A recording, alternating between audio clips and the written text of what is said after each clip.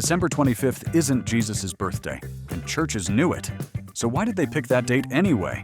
Hey there, history lovers and holiday enthusiasts. Welcome to this deep dive into the fascinating world of Christmas traditions. I know what you're thinking.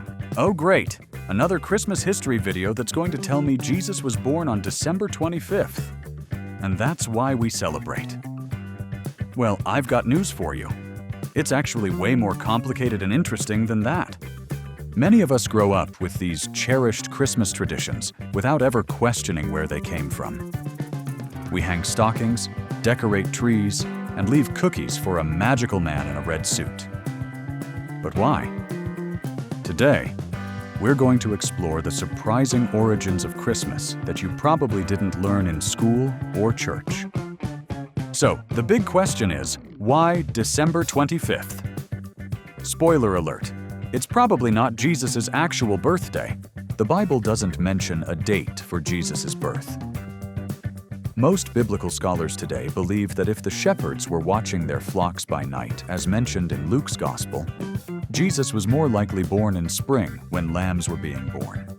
Here's where it gets really interesting. Christians were actually calculating December 25th as Jesus' birth date incredibly early. As far back as the early 200 CE, the Christian scholar Hippolytus calculated that Jesus was born exactly 9 months after the vernal equinox, March 25th, which would place the birth on December 25th, using theology and math, not pagan holidays. By 336 CE, Roman church records officially noted December 25th as Christ's birth. Now, you might think this was chosen to copy pagan holidays. Still, the evidence suggests something different. It might have been the other way around. Pagan Emperor Aurelian didn't establish the festival of Sol Invictus until 274 CE, specifically on December 25th, possibly to compete with the growing Christian celebration. Early church leaders weren't exactly subtle about this approach.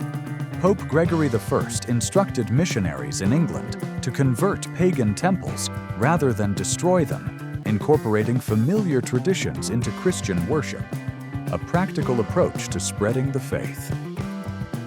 But wait, you might say, are you telling me Christmas was just plopped on top of pagan holidays? Well, kind of. Before Christianity spread through Northern Europe, Germanic peoples celebrated a midwinter festival called Yule, or Jule in Old Norse. This typically lasted for 12 days. Sound familiar?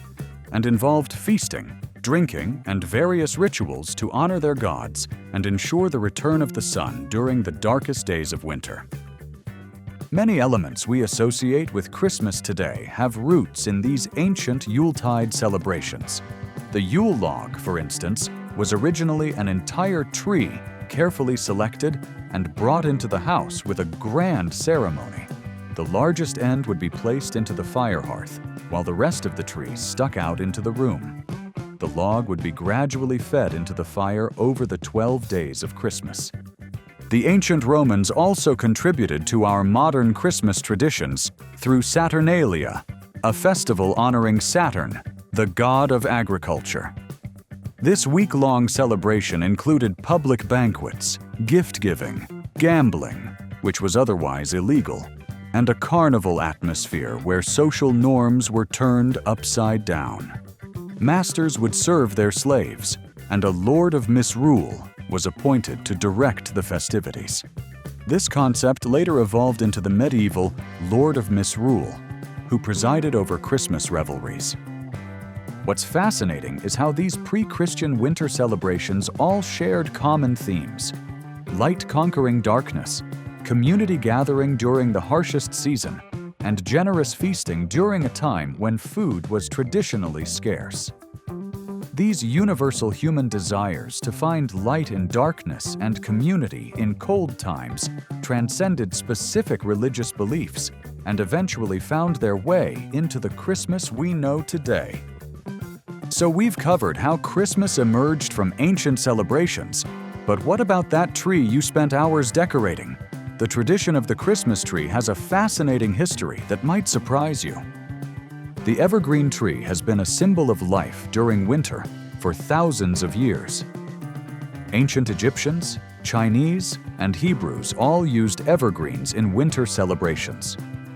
Romans decorated their temples with evergreens during Saturnalia, and European pagans brought branches into their homes during the winter solstice. But the Christmas tree as we know it today?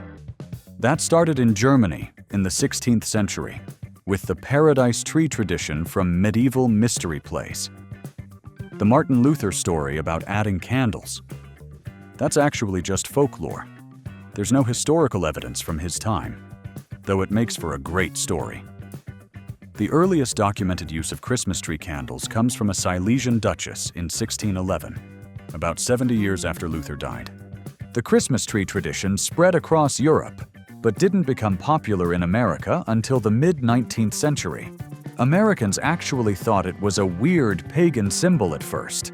It was German settlers who brought the tradition to Pennsylvania, but it didn't catch on widely until 1848, when Queen Victoria and her German husband, Prince Albert, were shown in a popular newspaper standing around a Christmas tree with their children. Suddenly, having a Christmas tree became fashionable in both Britain and America. Now let's talk about all those presents under the tree. Gift-giving during winter celebrations has been around since ancient Rome, where people exchanged gifts during Saturnalia.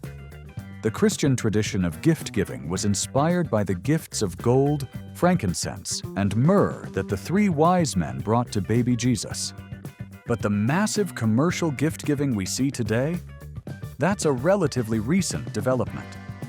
The real explosion happened starting in the 1840s and 1850s, when American department stores recognized the profit potential.